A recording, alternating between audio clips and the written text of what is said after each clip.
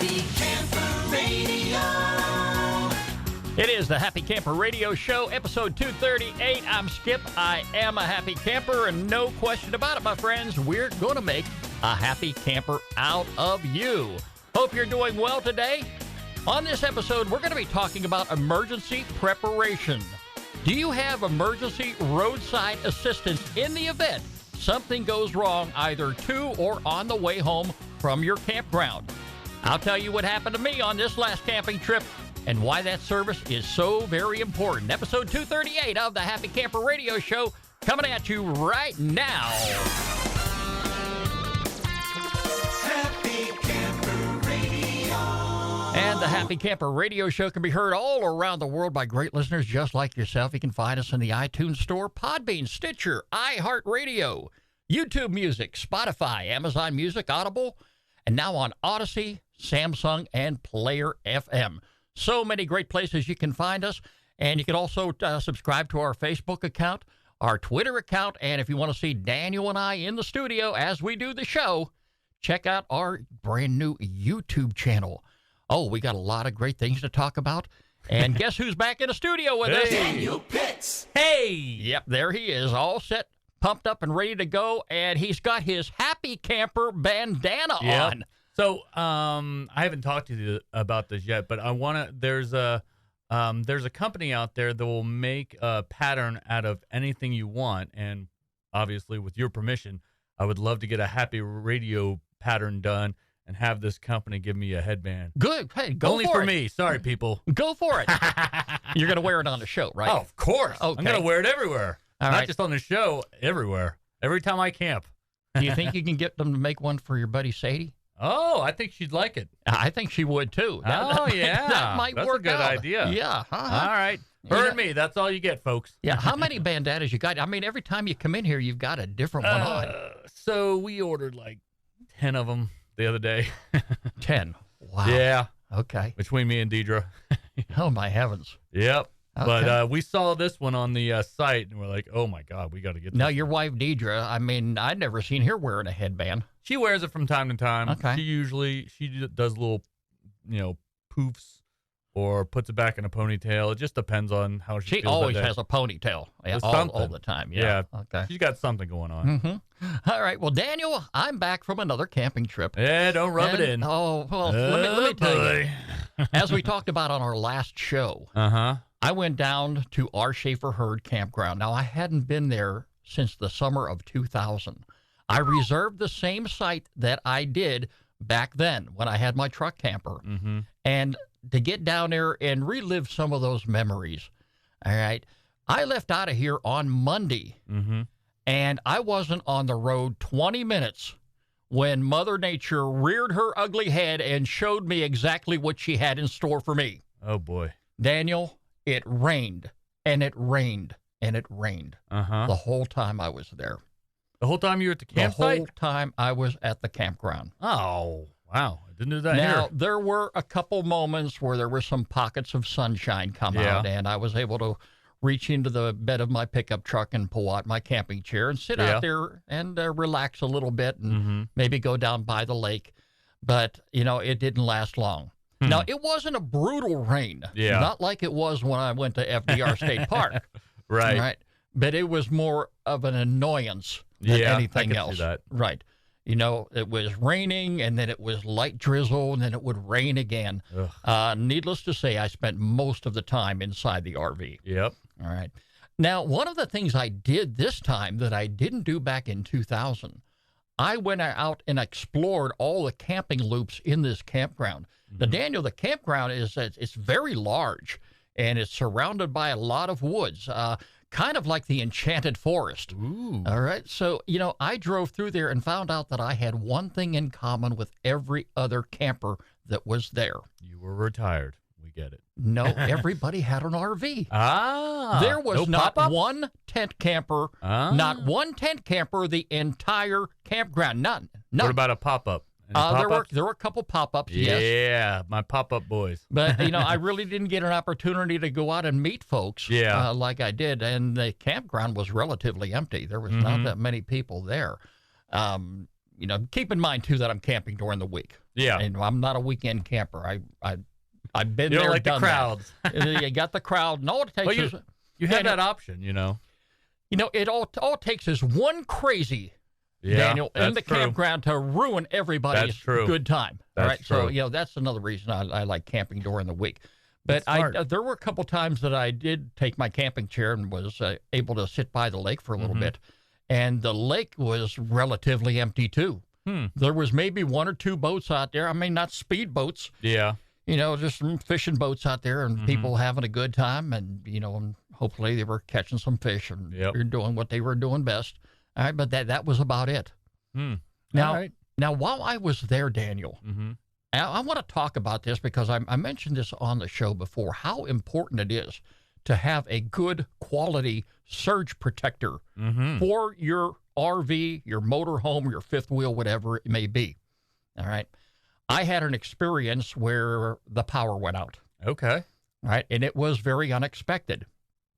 Now, I went ahead when I first bought my RV, I went online and I bought a surge protector that I've seen is quite common out there in the campgrounds. And I sent that back to get myself a used Autoformers,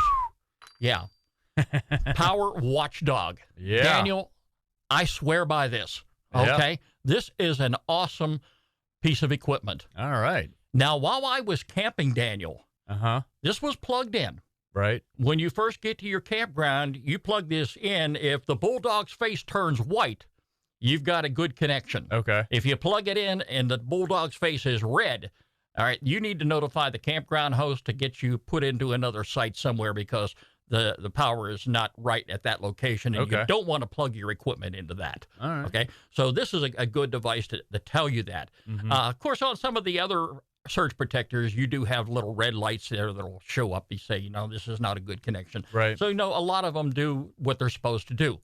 But anyway, I went ahead and had this plugged in, and I think it was on my second day that I was there. I woke up in the morning, and I have a typical routine. When I get up, I fire up the coffee pot. Of course. All right. Got to. Being the fact, Daniel, it was raining outside, and I let Sadie out to do her little run around and come on right back in.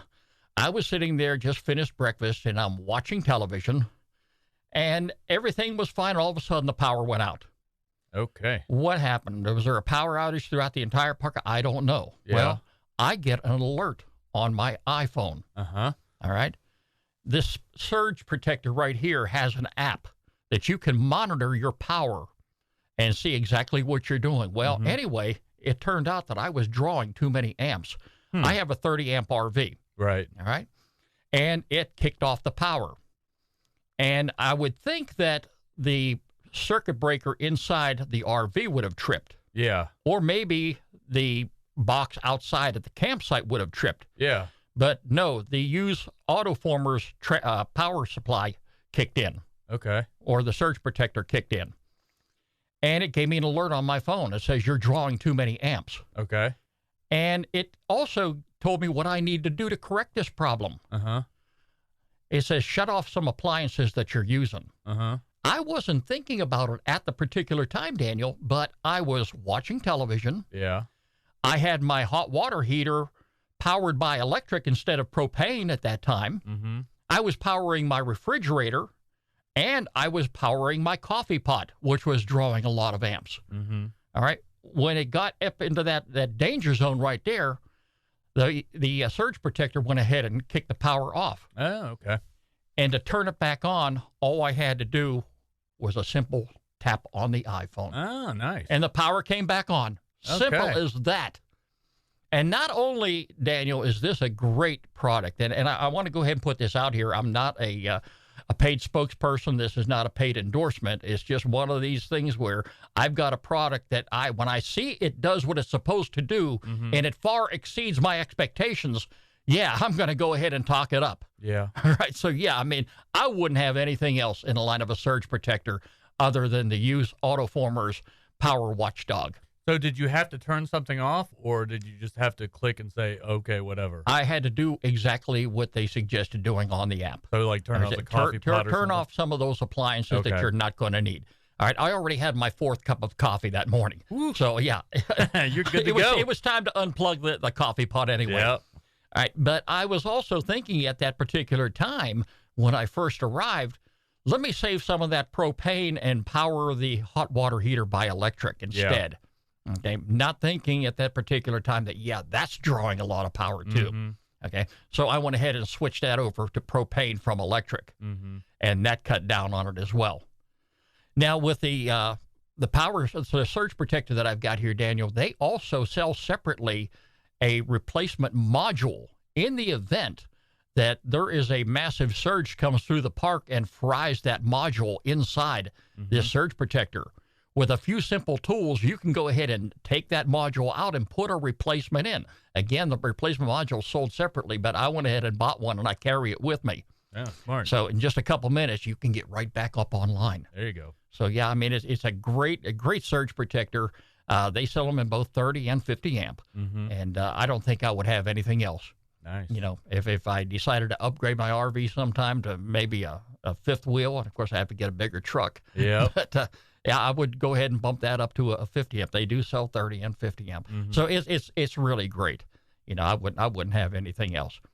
But Daniel, I did have a good time otherwise inside the RV. You know, you can't predict the weather any which way you can. If I would have been tent camping this time, I would have been in a fit of tiring rage. Don't do that no more. Nope. But here's one of the things I want to talk about today on the show, Daniel, is I got down there. I arrived on time for the most part. I got there like 20 minutes after check-in. Okay. And everything was working well. When I got down there and unhooked everything, I went to go ahead and move my truck, and it seems like the battery was low. Okay. And now I went ahead and bought one of these little boxes that you can take right out and connect to your positive and negative on the batteries and start up. But I didn't have to do that. I just let it sit for a couple minutes, and it started right up. Okay. Okay. On the way home, I made a stop over in Noonan, Georgia. And now that's along I-85 North as I'm heading home. And I shut my truck off.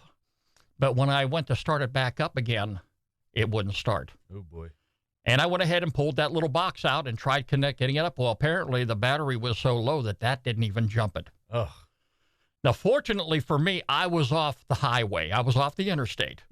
Okay, it would have been a big problem if I would have been off to the side there. But I wasn't. And I'm sitting there thinking, what am I going to do? Now, I carry jumper cables with me. Yeah. But am I going to go around the parking lot and ask people, hey, can I get you to jump my vehicle? I mean, that's not me, Daniel. Oh, I okay, know. I'm just not up to, asking anybody. Yeah. Okay. So what I went ahead and did is I carry a little card with me, and I bought a service when I went ahead and purchased this RV. Okay. And I can get emergency roadside assistance. And I went ahead and called that number, and I gave them my membership number, and they went ahead and called around. I guess this is nationwide, all right? But I went ahead and gave them my phone number, told them exactly where I was, and they made some phone calls, and they got right back to me, and they said, yeah, we can get somebody out there to give you a jump. It'll be about an hour. Okay. So I go, okay, well, we're out in the parking lot, and of course I've got plenty of water for Sadie, and we went ahead and took a walk, and I got one of those little collapsible dishes, I carry it in my knapsack with some bottled water. So, I guess it was kind of hot out there at that particular time. And it turns out that the folks that came to jump my truck, they showed up within 30 minutes. Nice. So, yeah, I mean, they got it jumped, and I got, back on the road again. And, I want to point this out here, Daniel, that it is so important to have some sort of emergency roadside assistance program, whether it be AAA or, whatever. But you just never know when something is going to happen. Now, maybe your insurance company offers emergency roadside assistance, and you don't even know it.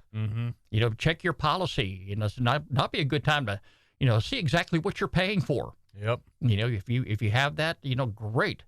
But you got to have something, because you just never know when something is going to go wrong. Oh yeah, definitely. Yeah. So so I have USAA because I was in the Navy or whatever, and they have a roadside assistance thing.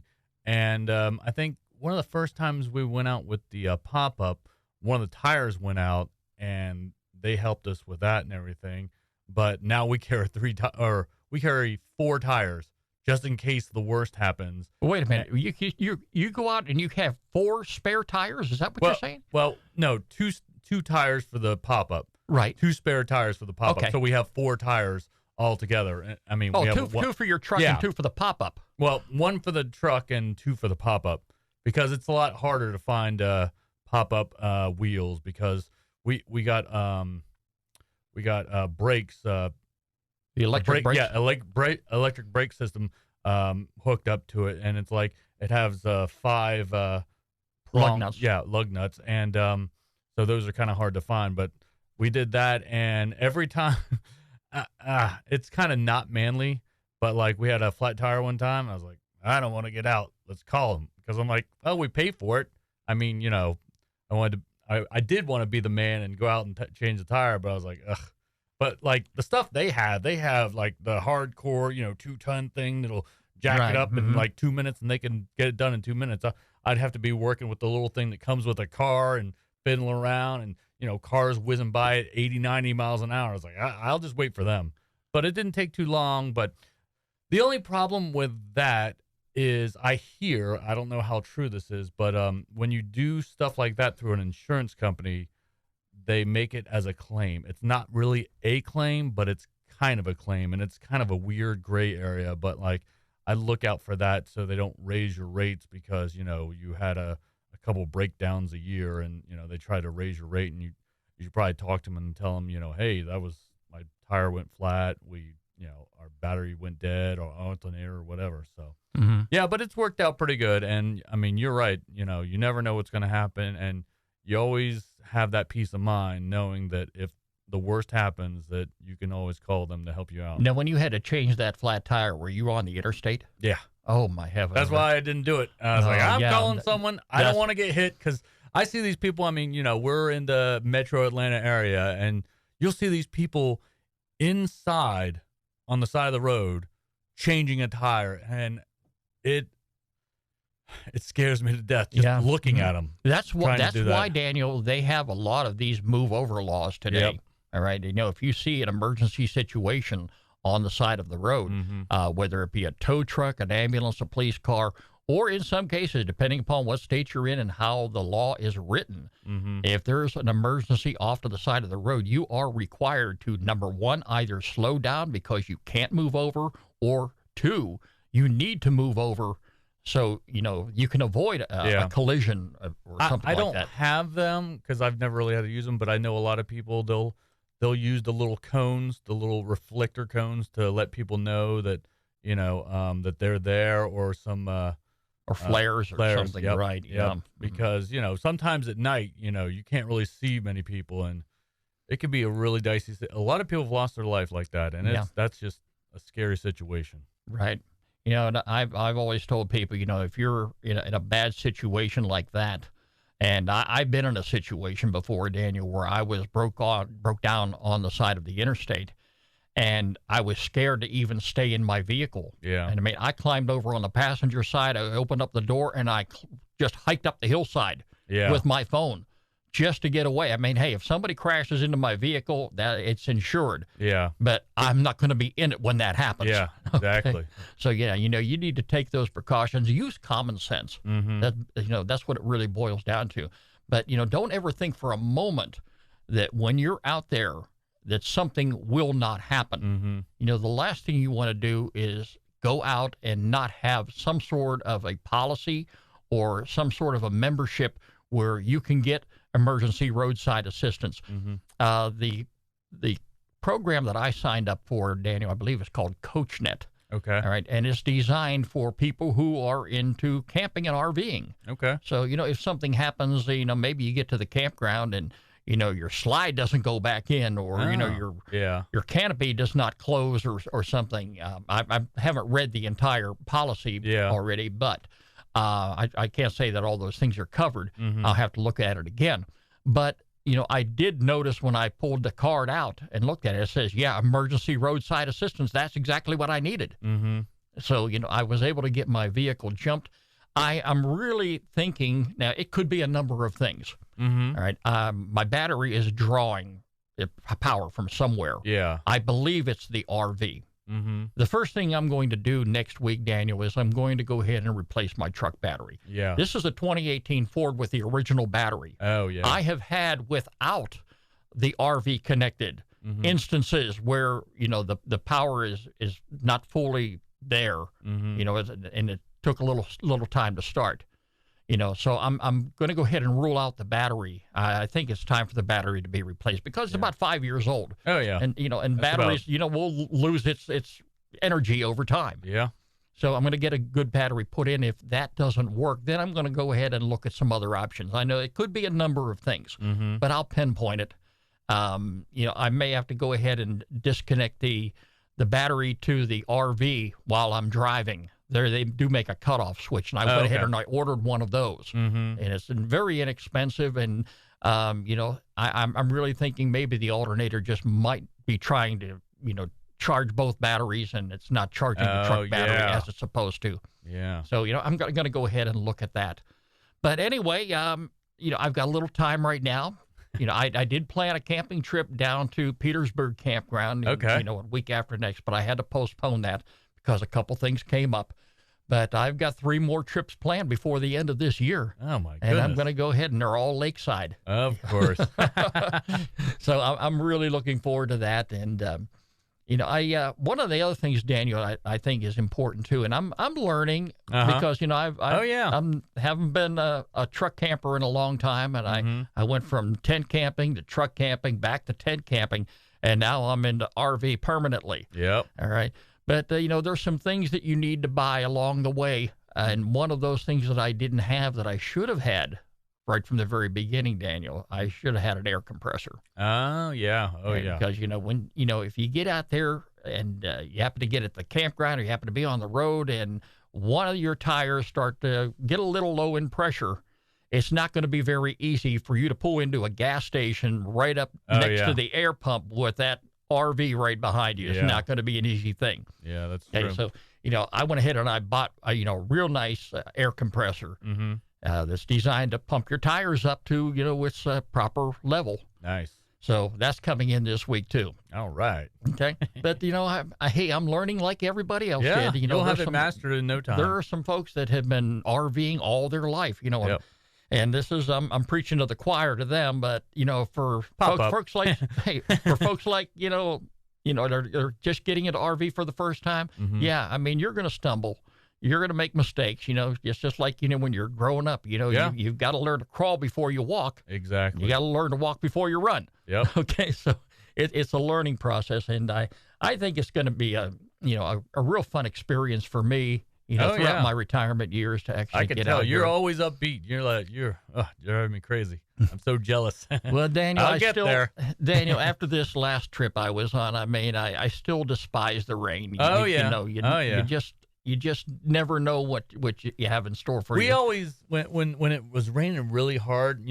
I was always in a pop-up my whole life. We'd always go to the clubhouse or something, and a lot of the places we went to, we were members of Coast to Coast. And we would go to the clubhouse, and they would have pool tables, or they would have, a movie room, or, they had arcades and stuff. So it didn't really bother me that much. It kind of felt like a cozy cabin almost when we went to the clubhouse. But we were in a pop-up, and it seemed safer to be in a clubhouse than the pop-up. So we just go there and hang out all night, and it was great. We loved it. Well, not long from now, the campgrounds, your recreation.gov campgrounds are going to close down. So I will be looking into some state parks here in Georgia. And, you're a state park expert from talking to you. Well, you've Georgia, been around to a lot of them. Yes. From South Carolina. But I love South state parks. And, like I said, back in the day, we're in Coast to Coast, and they had a lot of private parks that you could go to. But if you ever get into a program with private parks, they got some nice amenities. So, there's so many different options. It's ridiculous, and I don't even know. And that's kind of why I want to go to the camping show next year. I'm trying to convince you to go back there. We haven't been there in forever, and I feel like we're due to go back and, we could learn some stuff and get some pointers and, you could find even more campgrounds to go to. So Sure. We'll see what happens. Absolutely, and we'll, Yep. we'll definitely do that. Daniel, it's time now for our featured campground of the week, right here on the Happy Camper Radio Show. Happy Camper Radio. Daniel, let's go out to the state of Texas. All right, yeah, you like year-round We know camping? about Texas. Yeah, do you like year-round camping? I love it. Okay, well, here's a place right here you can go to. All right, it's the Sowell Creek Campground near Dublin, Texas. It's our featured campground of the week. Sowell Creek Park is nestled within the beautiful Cross Timbers region of Texas and located on the east side of Proctor Lake. The Sowell Creek appeals to sportsmen, bird watchers, naturalists, and others who simply want to relax and enjoy the outdoors like you and me. Yes, sir. Okay. Sowell Creek offers 61 campsites and one group site during the summer and 30 campsites during the winter. Campsites are equipped with electrical hookups ranging from 50 amp, 30 amp, and 20 amp. They also have water hookups, sewer hookups, and a covered picnic table. Amenities include flush and pit toilets, showers, drinking water, and a dump station, thus creating a comfortable camping environment for visitors. Check it out right now on our website. We'll have it on there all week long. And if you want to get yourself a recreation.gov account, very simple to do. Look for that little blue button that says sign up. It doesn't cost you a dime to do that. And it makes your reservation process go so much smoothly anytime you're looking for a campground on recreation.gov. Daniel, I book all my sites right there. Right from my home computer. It takes just a minute. They send you a confirmation, and you're all good to go. And you got that discount card. Oh, Don't let them yes. forget about that. Oh, yeah. That's a deal and a half. The senior lifetime Oh, card. boy. Yeah, if you're over age 62 or older, yeah, get yourself one of those. You pay a one-time fee, and you get 50% off all your camp reservations. Oh, Daniel, next year. Next year, yeah. You're going to turn it up. Oh, most definitely. You know, hey, I realize I'm going to have to winterize the RV here when the temperature starts dropping down to about 32 degrees. Yep. And I'm also online right now looking for a custom cover that actually covers the entire RV. Oh, nice. Because, yes, you know, it's so important. Just like, Daniel, when I was talking about the surge protector, it's so important to protect your investment. Yes, definitely. Okay? So, you know, you're going to have to spend that extra money to do just that. Mm-hmm. But anyway, you know, if you happen to be out in the state of Texas, passing through there near Dublin, Texas, consider the Sowell Creek Campground. It is our featured campground of the week right here on the Happy Camper Radio Show. Skip and Daniel. HappyCamperRadio.com. And as always, if you have a campground you'd like for us to feature on the program, get in touch with me, Skip, S-K-I-P, at HappyCamperRadio.com, or this giant fine fellow with the bandana. Hey, it's Daniel at HappyCamperRadio.com. Be sure to include a link to the campground website. Well, that's going to wrap up this edition of the Happy Camper Radio Show, episode 238. Always a pleasure to have you on board. Yes, sir. Daniel, always a pleasure to have you here in the studio. Anytime we get together to talk about camping, it's always a good day. Yes, sir. Remember, friends, every pet deserves a loving home. I want you to do exactly as I did. Visit your local shelter and adopt a pet today. You can find us on the web 24 hours a day, 7 days a week at www.happycamperradio.com. Like us on Facebook, follow us on Twitter, and subscribe to our YouTube channel. The Happy Camper Radio Show is a presentation of Skip Huber Productions. I'm Skip. I am a happy camper. Daniel, always a pleasure. Ooh, yeah. Always a happy camper. And you better believe it, friends. Hang around with us long enough. We'll make a happy camper out of you. Talk to you again real soon. Thank you so much for joining us. This is Happy Camper Radio. Happy Camper Radio.